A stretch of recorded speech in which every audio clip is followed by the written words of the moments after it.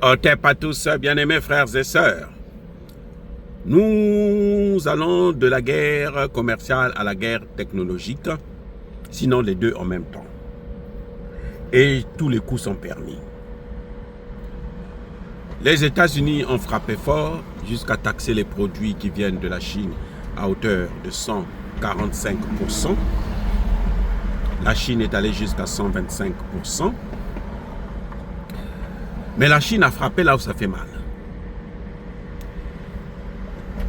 De tout le temps. En tout cas, depuis l'existence même de cette haute technologie qu'on appelle l'informatique, Intel est l'un des plus grands dans ce domaine. Mais, il s'avère que Intel a pour meilleur client la Chine. Donc, le plus gros client de Intel, c'est le chinois. Ce sont les Chinois. Donc, la Chine a décidé de frapper là où ça fait mal. Elle s'attaque à l'un des plus grands dans le domaine de l'informatique. Vous savez que pratiquement tous les ordinateurs du monde sont équipés des puces,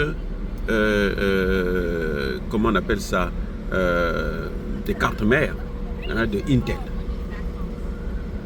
Et la Chine étant le premier client, la Chine a frappé là-dedans. Droit dans le mille. Elle a interdit aux compagnies chinoises de exporter encore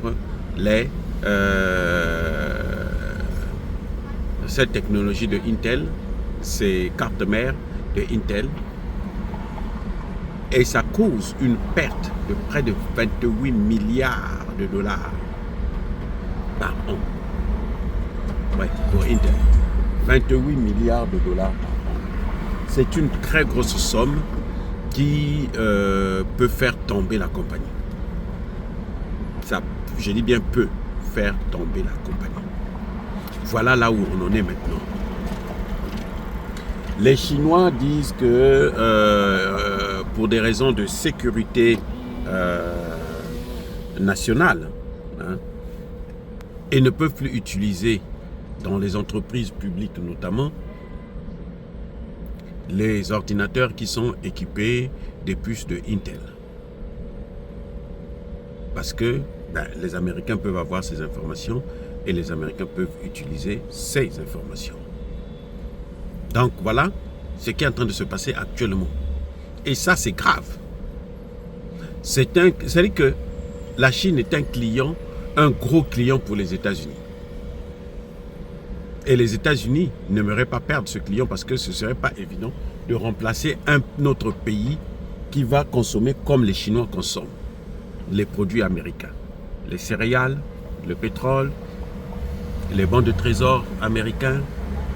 Maintenant, dans le domaine de la haute technologie, les ordinateurs, c'est impossible de trouver un remplacement dans ce domaine. Donc, en tout cas, c'est vraiment, j'espère qu'ils vont trouver une entente très rapidement avant que ça ne laisse, ça ne fasse des dégâts qu'on ne pourra plus jamais réparer. Ah oui, les Chinois ne font pas cadeau aux Américains. Les Américains aussi ne font pas cadeau. C'est vrai que les Chinois aussi payent le prix, mais les Américains payeront plus cher que les Chinois, à la longue. Les produits chinois sont des produits qui sont consommés par la plupart des pays du monde entier. Les produits américains sont consommés que par les pays qui ont beaucoup d'argent. La Chine vend plus et mieux que les États-Unis. La Chine fabrique plus et mieux que les États-Unis. En tout cas, aujourd'hui, de plus en plus, les produits chinois sont des produits de haute technologie qui sont adaptés justement aux conditions de vie dans certains pays. Donc cette guerre, en tout cas, ça ne va pas apporter le résultat que Donald Trump attendait. que Donald Trump aurait souhaité. Mais au contraire, ça risque de faire beaucoup de dégâts, ça risque de laisser des traces indélébiles dans l'économie américaine. Et nous frisons carrément un crash du dollar à cause de cette guerre déclenchée par l'Américain Donald Trump. Les amis, c'est dur, c'est compliqué et chacun utilise les moyens qui sont à sa portée pour affaiblir l'autre. Soyez bénis, abondamment bénis par le Dieu des Kémités, par nos ancêtres angélisés.